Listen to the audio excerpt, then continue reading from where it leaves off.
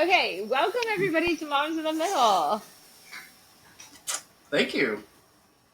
Okay, sorry. We can't even get 5 seconds into the episode. You realize that that's a... Well, hello everybody. Welcome to Moms in the Middle, Joe. Thank you. Hello. Great to be Yeah. here. Yeah, we're having, my husband's joining me this week. We're giving Ellie the week off, and we are going to chat fair play and the invisible workload. So super fun, just chill topic, right? Yeah, no, buckle up. Here we go. Yeah.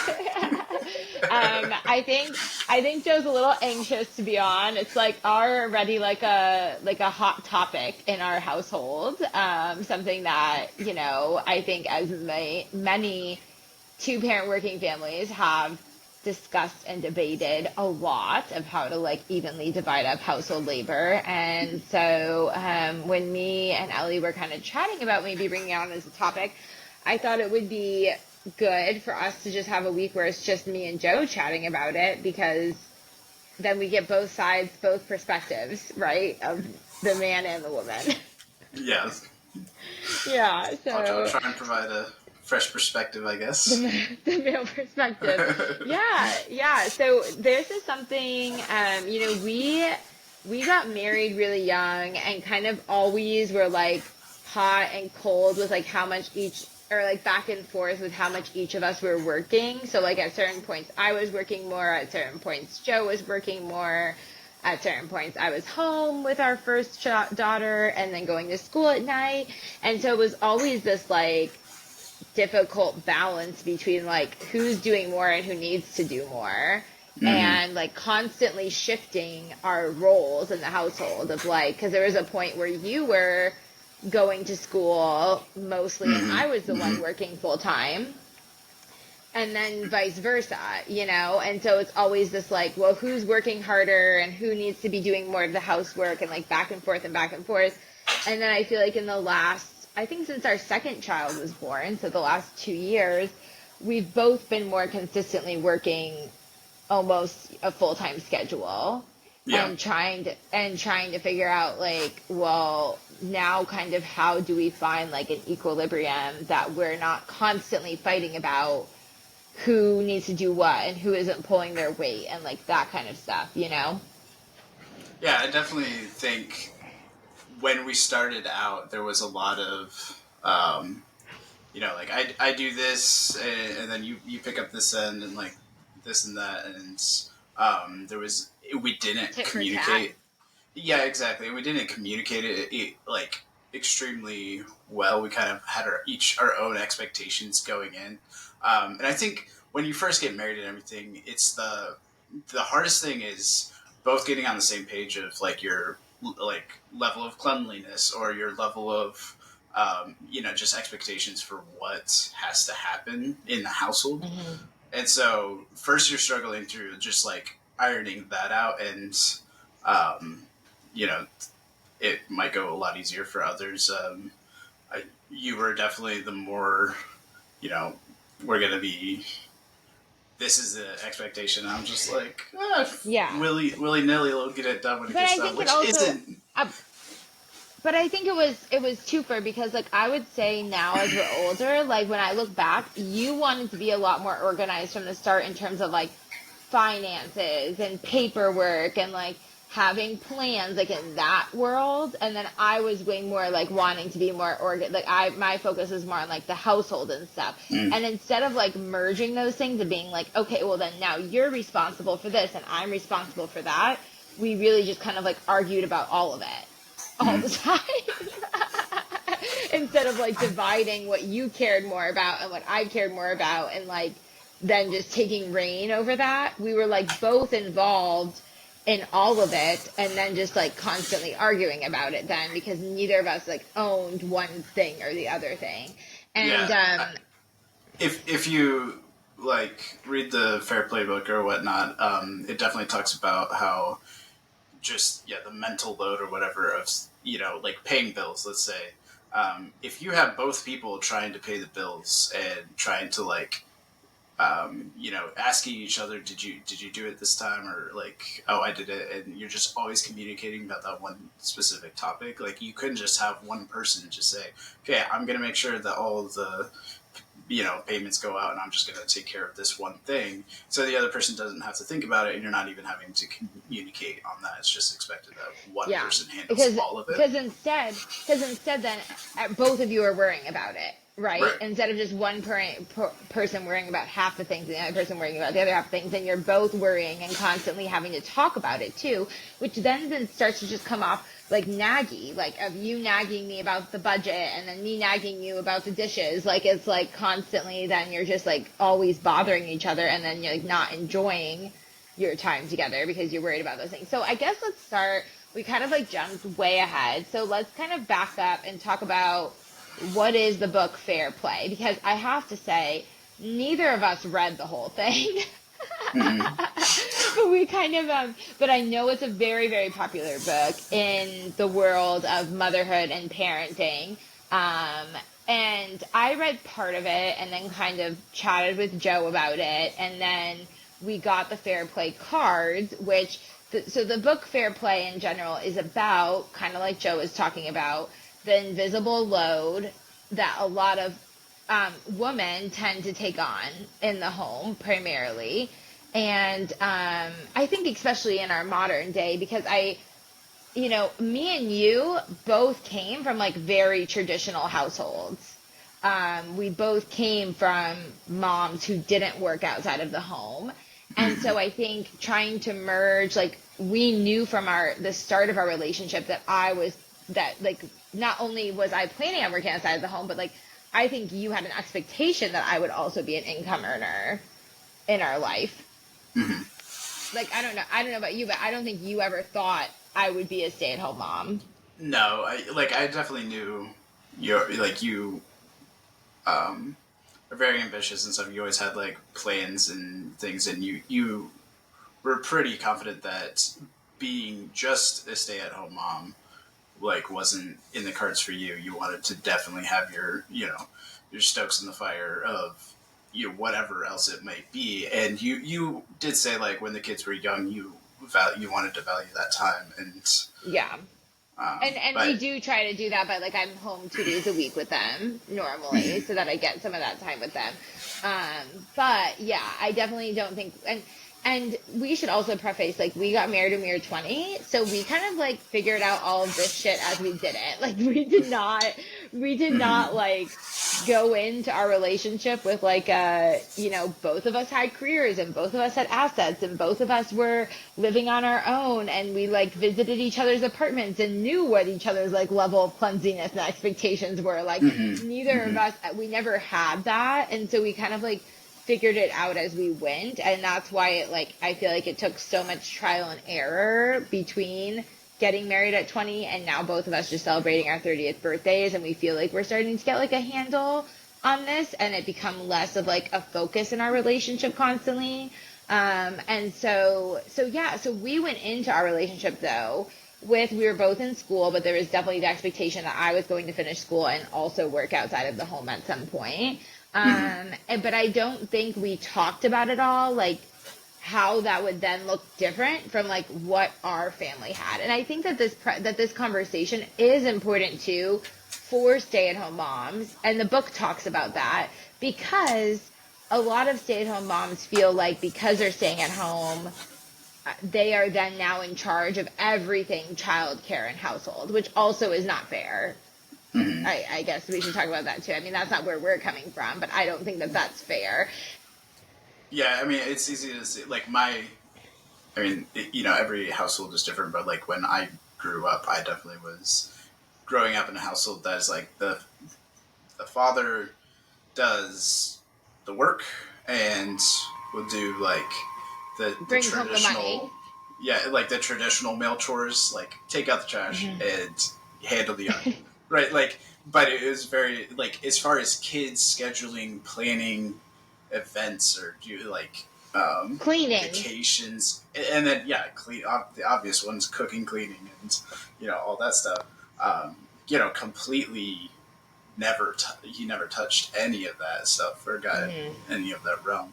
I think it is easy to think like when you see that, and I think that's a very common breakdown of like the older generation of how they just kind of broke it up. It's like one person does the full time work, 40 hours a week or whatnot, brings home the paycheck, and then the other person just does everything else.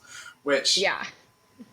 we found out that is not an even split for us. I don't I know. don't think it is for most people, and I Yeah, think that's why books like this have come about, because women have started to realize, like, even if I'm a stay-at-home mom, that doesn't mean that you shouldn't also be an adult. Like, if you weren't married, you'd still have to do your dishes and clean and vacuum and like do things around the house and grocery shop. So like, it's not really even just say, oh, you have to do everything, and then I just only work 40 hours a week. So that's like where a lot of, I think, our early arguments came into play, was that you grew up in that kind of traditional household, which I think a lot of people come from in our generation. And then now or at least elder to mid millennial generation. And then are having to kind of dissect of how they're not going to do that in their house, or like reverse, And then, I definitely came from a traditional household in the sense that my mom was a stay-at-home mom, but my dad was very, very hands-on in our care on his, like, whenever he was home, and us, and like I'd always see him doing the dishes after dinner, and I'd always see him cleaning up and like that kind of stuff. That, like, I think we went into our marriage with very different expectations of what what the man did in a relationship, without really thinking that we were, because we both came from traditional stay-at-home mom families. So like, we didn't realize how different our expectations were, I think, entering the relationship. um and honestly, I feel like, and I mean, I don't want to speak for you, but I also feel like the combination of you coming from such a traditional household, along with us getting married so young, that you didn't necessarily even have any capacity knowledge of what goes into fully running a household, like all the cooking, cleaning, shopping, everything that had to happen in order for a household to like work efficiently. yeah. I mean, I definitely didn't value like had I been doing it for myself, I would have valued it a lot more, or like realized that it was um, a lot more work goes into it than it just Hmm. magically happening. So Yeah. for sure, like the if I were to break down a list of household activities or whatever, uh, they would be weighted much differently now than they would have been 10 years ago. When you were 21. Yeah. Yeah. It would be a much smaller list as well. So Yeah. I have much more And perspective, and that was a lot of, yeah, it took a long time for me to really like, um, just slowly get more exposed to what actually has to happen, and for us to have conversations about it. And And I really feel like, for me, at least, like, if I'm looking back on the last 10 years, kids were the big tipping point for that. Because kids, then now, you're taking all of your free time and you have to put it, and you don't have any free time anymore. Like, you have to figure it out how to use your free time. And then also, I think one thing that you are so good at is being such an involved dad, and you were like a very involved dad from the start of like Alda being born. And I think that you being like around the house more, around Alda more, like seeing like how much went into like childcare and all of that stuff, I feel like it made you a lot more aware of, like, I just know, right, like when our kid was born, like when Alda was born, when our first kid was born, we definitely were like, oh, staying at home with a kid is a lot more work than like going to work 40 hours a week. I think we yeah, kind of realized. yeah, I mean, there's definitely, uh, especially in art breakdown. Like, I do not have an extremely high stress job, so when I go to work uh, during the week, I'm definitely less stressed out than I am when I'm like home on the weekend. Like, it's just a Yeah. more high energy, high stress environment, and that I mean, that's not that is definitely not equal for everyone. Some people do have very demanding jobs and taxing jobs and everything like that. So I mean, that's I not would say I particularly have a what. much more stressful job than you, Mm-hmm. in the sense of sometimes when I come home from work, like I need a second or I need So, some time to decompress. so I think like it does come down to just looking at your bandwidth of how much you can provide and just like being willing to allow to like give what bandwidth you have left to help out the other person or to just pick up some slack where it's just not getting done. And that was something that I never really even comprehended or um, even thought to do, was just like if your list of your list of responsibilities are completed, then it's time to just sit back and relax and have a good time. It doesn't matter, like, not looking at the other person and be like, well, their list is way longer, or they're just having a hard time. Like, what can we do to help out the other person? That was something that I don't know. I was just, I guess, very.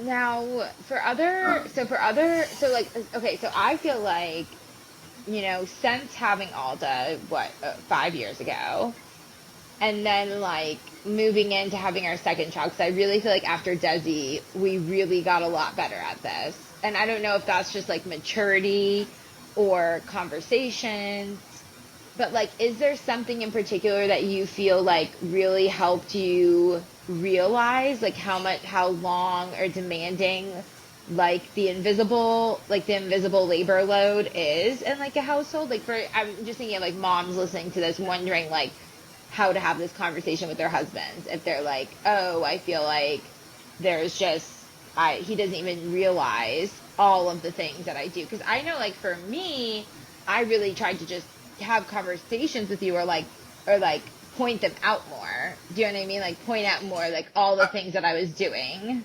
mhm. I mean, definitely taking that responsibility for a time does it makes you value the work that needs to go into it more. So let's say it's just grocery shopping or something. Let's say you never go grocery shopping. Like, it is a lot to just go out and like make sure you have the meal plans and everything. You think through everything Mm. that's going, and like it's on your mind constantly. Okay, the ketchup bottle just went out. I have to think about that in the future, and I'm absolutely horrible with that. If that was my responsibility, I would have to keep a very detailed chart or something, or like make Yeah. notes constantly. And um, I am not very good at that. And if I had to do that for, like, if I was on my own for years or whatnot, like, I would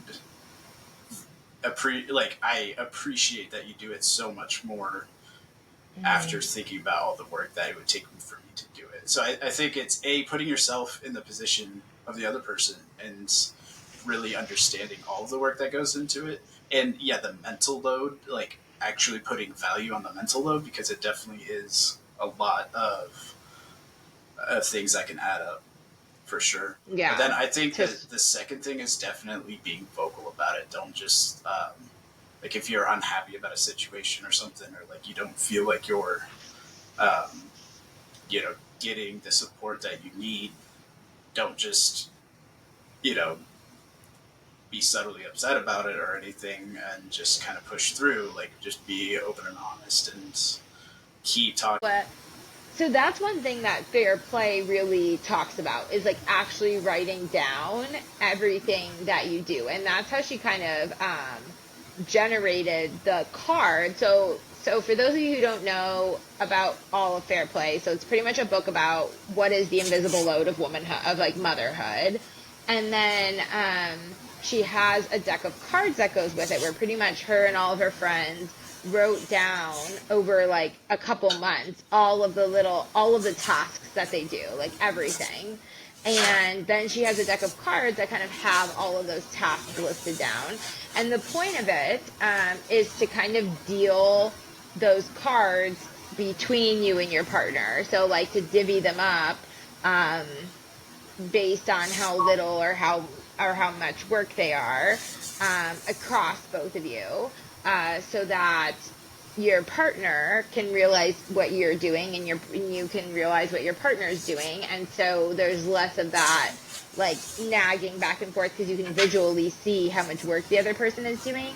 The point of it also was to be able to completely own the ones that you're doing. So Yeah, like, and that's that's a kind of what huge we were thing. talking.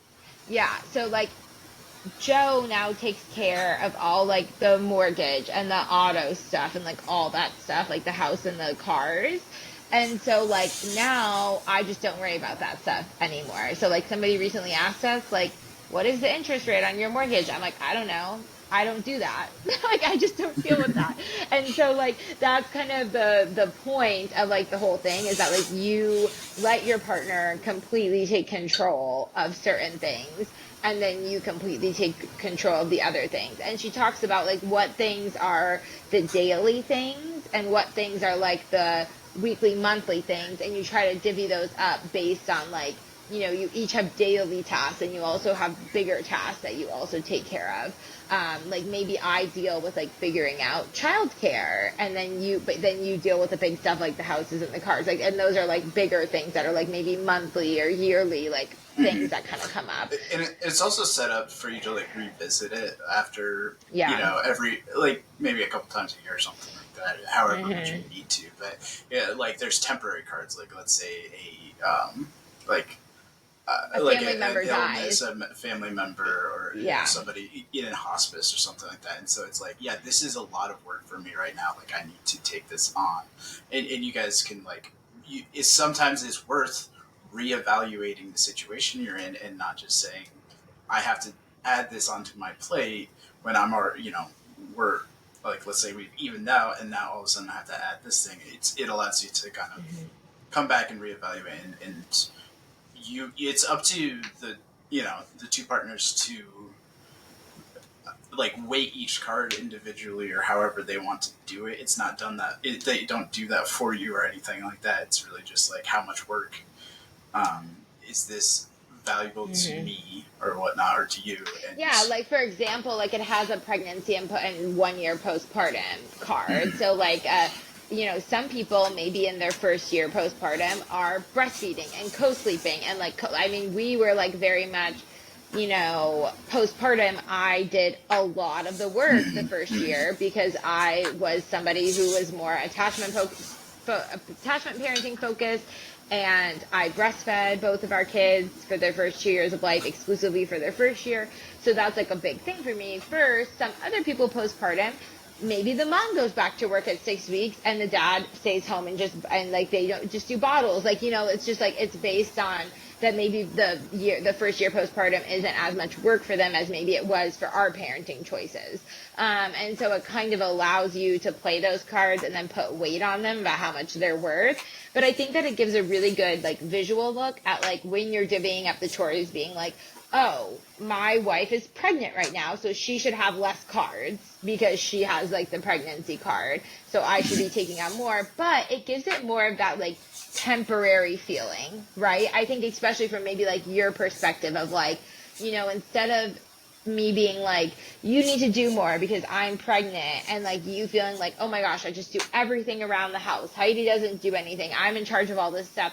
I feel like the card situation helps you feel like it's more like, oh, this is a temporary thing that like this card is played, and so I might need to take over more now. But then also there's the chance of a swapping in the future of like sometimes my wife needs to take more because I have this issue that I like, this illness or this sick parent or something that I'm dealing with. Yeah. So anyway, so I think that it's good for that. I also think we technically have never like divvied up all the cards, but I feel like it was good for us when we like went through them to more so claim, like we kind of like claim the things that we were already kind of doing, but we were still both worrying about, like we talked about earlier. Like we were both yeah, worrying when about all of the things instead of just saying, "Oh, you own this and you own this." that was one of our biggest things. It's like, let's say something was on my, like something that I did, and I probably did 90% of it, and Hmm. as we was just like going through the items and the cards. It's like, yeah, I do that most of the time. And it's like, well, why don't I just do it all the time? So that takes the whole mental portion of is it getting done completely off of you. So it's like maybe I do 10% more, but it's 100% of that mental load is just gone from your side, or vice versa, something like that. And it's so it does, you know, making sure you're thinking about all of the factors that go into a task. It's not just the physical task getting done. It's important. Yeah. And I will say, like, me and Joe are very, very different people. Like, we are not perfect at this at all, because I'm just more of like a type A, anxious personality, and you are much more of just like a relax, it will happen. And it's not wrong for you to be less anxious about things getting done, or like less anal than me, because you know I'm kind of a little more type A with all that stuff. But it is important for our relationship to have clear expectations, so that we're not constantly going back and forth, arguing and tit for tatting everything that needs to happen around the house. And I think that what was really our breaking point with getting really serious was not only adding a second baby, but when I think about it, was also our first child getting older, that we were like not happy, constantly like arguing. And we realized that she was getting older and she was going to like absorb, even if we were like fine with it in our relationship, she was going to absorb like the negative energy. It wasn't us just like, you know, assuming she's going to absorb it. She definitely was like, all right, we need a family timeout, and she would like be vocal about, guys, calm down. And that, I think that really hit us, especially like, okay, let's get some perspective here and maybe try some more healthier approaches to just, I mean, stuff that we have to do to have a functioning household. That's you know, I think that was a big. Do. I think that was a big driving factor for us, and so let's talk about now, like, what does our day-to-day look like? Because I had a question when I said we were going to record this podcast, of somebody being like, what does that even look like with how stressful and weird your schedule is as a birth doula, and like how up and down it is. So I guess we should chat about that a little bit, about how we balance. I mean, and like, so it's kind of weird because like I work 30 to 40 hours a week, but I'm also home more than you. But then also sometimes I'm never home. And so it's kind of like weird because it's like some weeks I can pick up a lot of stuff around the house and catch up on stuff. And then other weeks I'm gone like 2 whole days without even seeing you and the kids. I think the biggest thing is like, the way we manage this fluctuating schedule is we do allow sometimes laundry and dishes to back up, and we're just, you know, we just keep on going, and we just do what we can, and we'll work really hard on the weekend or whenever we do have time to just catch up. And yeah, so like, let's say Heidi's gone all night and Desmond isn't sleeping, and you know I'm up all night, so we're both not getting sleep. And then the next day we're just kind of like doing what we have to do to get by, and then we might take that weekend to just catch up on everything and reset. But as far as like this scheduling goes and everything, I am very fortunate to have a very flexible job. I can work from home a lot. I can, you know, I can take the middle of the day off or something if I need to make up the hours another time or something like that. It's a very flexible work schedule. And so that allows for this whole, do we have childcare one day or not? You know, if Heidi goes into birth tomorrow and we don't have childcare, you know, I can kind of step in a lot of places, which definitely is not the case for a lot of families. Yeah, and I think that is what I hear a lot of, and I think that this is where I'm like mad at men. So sorry that you're gonna get this, of like, because I hear a lot of people talk to me about like, I would love to do doula work, but like my husband wouldn't support me, or my husband this, or my husband like wouldn't want me going in the middle of the night, and like all that stuff. And I think that that just comes from like, and I'm not saying maybe it doesn't work for your household like it works for ours, because it does work for ours because of the sense of like you have a flexible job. Like some people, their spouses don't have any flexibility. Or like we also have my mom who We helps have a lot flexible too. childcare as well. We have flexible childcare as That's well. huge. And so that's huge, yes. But something that really frustrates me is I do feel like there is just, and just as a doula in general, there is like a huge disvaluation for women led careers, like women, like careers where women are in the majority of the people doing the work, and then also women are the people who are being served. I think that there's a huge devaluation of like the value of that in our society.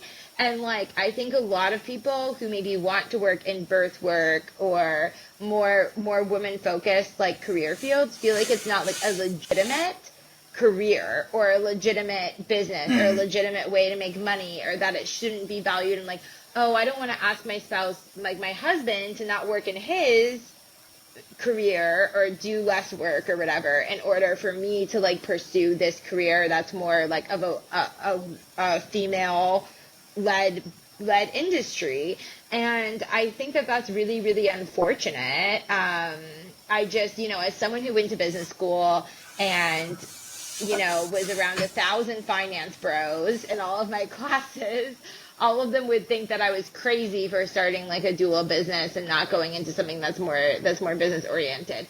And I really value that. Like a huge step towards us finding more balance was you switching jobs to a less demanding job that required less overtime of you, so that you could always be home at 5 o'clock, so that if I was at a birth for a day, it's easier for us to get childcare from 9 to 5. So we would have that childcare from 9 to 5, and then you could be home and not having to be work overtime on the nights and the weekends, so that I would have the flexibility of working nights and weekends. And that's something that I just think comes from like a respect and a valuing of women's labor, from men in our society, which is something that I think you do value and do a really good job of valuing my career, even though it's not a traditional career. And of course, part of that is like I do bring in some income. I mean, I'm bringing in more income now. I didn't bring in income for like the first year or two of starting a business, just like any business, really. Yeah, you definitely like we did go through an investment time and everything like that, and that's as far like for a partner to sign up for anybody to like start a business or something like that, like it that's like don't diminish the sacrifice that both parties put in. Like it's a Oh lot of yeah. work. It's a lot of work and energy for the person starting the business. It's a lot of like investing in the other person picking up the slack, or just being the primary financial provider, and having maybe have to put off that vacation or something that you had planned, or something like that. um, so it's like it is a sacrifice that both of you have to be willing to make, but as long as you're um, a team and you want to, like for me it was, I want Heidi to generally just do what she enjoys doing, because I know she won't, like, she's not going to Shouldn't regret be, it. yeah, she's going to regret doing like just going working a 9 to 5. Would that be a million times easier for probably all of us? Our Yeah, 401k accounts, our child care planning, yeah, it everything. would be Yeah. much more simpler. There wouldn't be the level of the stress or something, or like having to rework everyone's schedules every week or something like that anytime a birth comes up. But I mean, there is just a certain point where you do have to enjoy what you do, and that is very valuable, I think, as far as just life. And it's not a matter of you know zeros in your bank account or something like that. It's just going for the What's the highest point of paying money if job. you hate your job every day, Yeah, so I mean, right? and that was, yeah, we were fortunate to have an opportunity for me to switch jobs, and I think that's been a huge enabling factor for us to keep pursuing what we're like your business and everything, because hmm yeah, I am able to not work those late hours and not work those weekends and stuff like that. So Yeah. That wasn't a choice that I made so that you could do your job, but it definitely does help a whole lot. It was definitely a piece. I feel like it was a conversation and you switching your job of like, this is because it was around the time that I was really picking up with Mm. work. And you were like, I would be working all weekend at a birth. And then you'd be like, I have to go into work on Sunday to do overtime hours after you just worked all weekend. And we felt like we were like never keeping up. And so it definitely was a conversation point, but it was multifaceted, the job shift. Yeah, yeah, Yeah, yeah, but I think that really just comes from like valuing both careers, right? And I think so. This is a conversation I've seen on TikTok recently that I think is really interesting because there's this whole conversation around like childcare is so expensive and like people saying, well, if the lower income earner, which is usually the woman, can't if they're only making a little bit more than what childcare costs them, what's the point of them working? Like I see that a lot. And yeah. Mm. and then I've seen this conversation around that of like, well, it's valuable for a woman to like be working in the field she wants to work in, like part time or full time, even if she's just covering childcare costs, because of future income earning potential, which I don't think we Yeah, talk about absolutely. enough. Of like, there's all these women leaving the workforce to take care of their children, which is totally fine. Like, if that's what you want to do, if you want to be a stay at home mom, then that's really valuable. Like, if that's very valuable to you, then that's worth it to you to like lose that income potential. But for the women who just say, or for the men who say, well, you should just stay at home because it costs this much dollar amounts to send our kids to daycare. I just think that we need to look deeper into that of like, why isn't it considered like a mutual cost? Because why is it just, oh, the woman should just give up her career to raise the kids because she's only making this amount of money? Because if you leave the workforce, it's much harder to get in. And that's kind of why we were like, Heidi, you're just going to work 30 hours a week and start building your business while our kids are little, so that I keep my foot in the door and then I have this business like that's big and is making actual income when our kids are getting older and it's cheaper to send them to childcare and they're going to school and things like that. And I think that that's where I get frustrated at like this almost idea of just like, if the woman's making less or if she's in a more like woman-centric field that tends to make a lot less money than like Mm. you work in engineering, so like engineering makes a lot more money than like childbirth education just or pregnancy support, like generally, as those two different fields. And so it's just like it's frustrating to me to see like, oh, but that's not valuable and so you should just stay home with your kids versus like these other fields are more valuable. Because it's just like, if a man wanted to like coach other men through sports, then that would be seen as like a huge passionate career that they should like pursue and try to like make work and build their business and put, and like that would be seen as something that would be worth spending your time in. But then it's like when women want to coach other women through childbirth and pregnancy and child rearing, it's like, oh, that's such a fun little hobby that you have outside of motherhood. Yeah, there is definitely that perception. It's like it could be, yeah, people are just ignorant of maybe like how much you're doing, or like I own a little business. A lot of people own little businesses, and it could be like such a vast spectrum of That's true, yeah. what it is. It's so yeah. It's just kind of a soapbox I have, and so I was just bringing up that because of the question of I get that question a lot of like, how do you make it work to like have kids and be a doula? I'm like, I don't know. How does a man make it work to travel 3 days a week for work every single week and have kids? Like, like it's Well, just like, why can't women have demanding careers? yeah, like if you're gonna make being a doula and having kids, like the only way you can make it work is if you have a flexible childcare um, available And a 24/7. husband who's willing to pick up the slack on the times when Yeah. you're gone and stuff. So yeah, like you, if you're a single parent and you want to be doula and you have these weird hours and everything like that, you just have to find whatever way you can, some form of childcare. And yeah, if you can have a flexible husband that can do it, like, then Or good for you. partner or Yeah. mother, or, yeah, some sort of support Yeah. system. So I would Yeah, say for sure.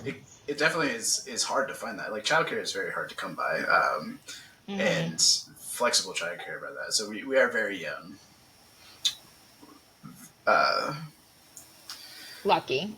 lucky. Yeah, we're very lucky to have what we have, and I think it is a Yeah, huge catalyst for. but I do think it goes deeper though, in the sense of like, we do both have mutual respect for each other's chosen career field. And you have to have that in the sense of balancing the two, because it shouldn't be that just like, if you're in a two career working family, it shouldn't just be one person is just trying to hodgepodge their career wherever they can while picking up all the childcare slack, while the other one just only gets to focus on their work. Like, I just don't think that that's fair.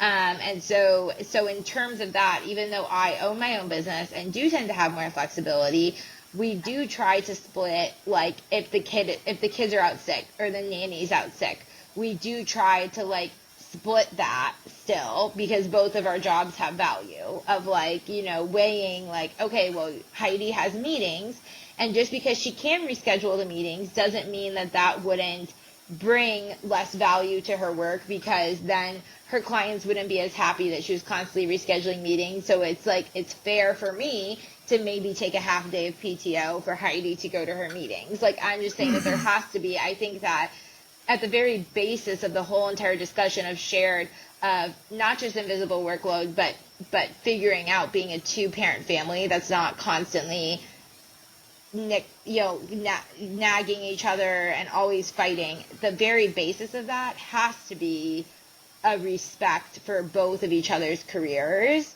no matter who brings in more income or not.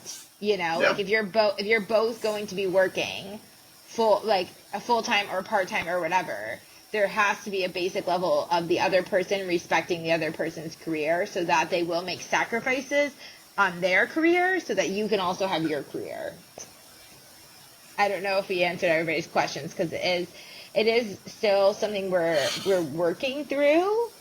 And I think, a hard thing for me to swallow with my first child was like, I definitely didn't have this perspective of like when like the first year of Alda's life, of our first daughter's life, was very difficult. And I didn't have the perspective of like, I'm working way harder than him right now, but that's going to shift at some point. You know what I mean? Like, I didn't have that perspective. And I think now, whether it's maturity or just time or whatever, I have this perspective of like, we all have seasons of like, I had like the first year of both of our child's life was like a season where I was doing a lot more work, but then there's also seasons where you're now, like, I see that there was also seasons where you did a lot more work. Like the year that I was pregnant with Desmond, I was like very sick and depressed, and it was horrible. And like, you put Alda to bed every single night and like did a lot more of the household stuff and like everything, so that like I could do that stuff. And I think that that's really where the mutual respect and the voicing and discussion Yeah. and constant redistribution comes into play. Reevaluating, yeah, just like constantly reevaluate, check in with each other, see how your bandwidth is. I think is very helpful, because it Yeah, changes constantly. So very true. Yeah. Well, do you have anything to say on behalf of men everywhere married to women before we leave? Any closing thoughts? I don't know.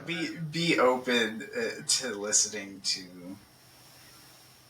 all the factors that it comes in to make a household run, and really just put yourself in their position to just see like how valuable is it to you that there's always groceries in your cabinet or in your pantry and everything. Like, yeah, it's easy to take stuff like that for granted, and there's a lot of work that goes into it.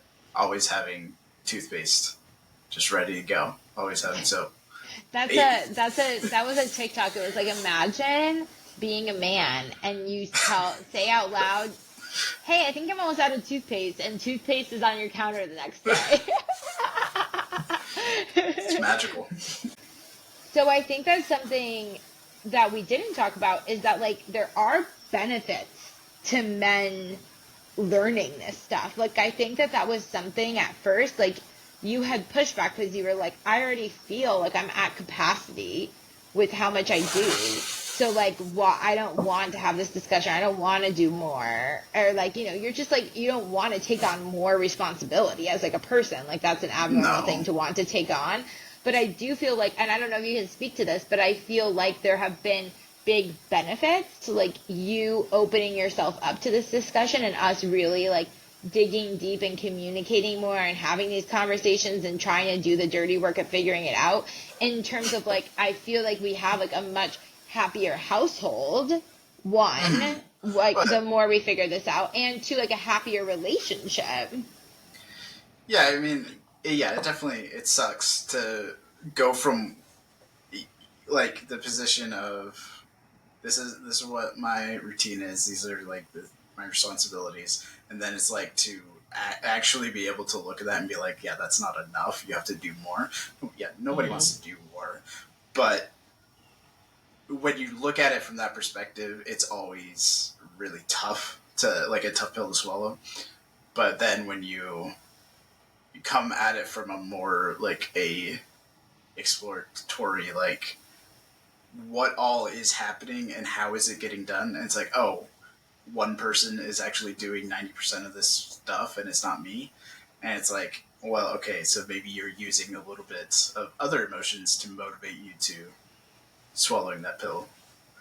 So Yeah. compassion and empathy, and Yeah, and I I don't know. know like a big thing we discussed just for like in the time period of my life when I was home more, because if there's like stay-at-home moms listening to this, I just kind of wanted to touch on this, was something that I brought up to you when I was the one staying home more with the kids a few years ago was like, I'm never fun mom.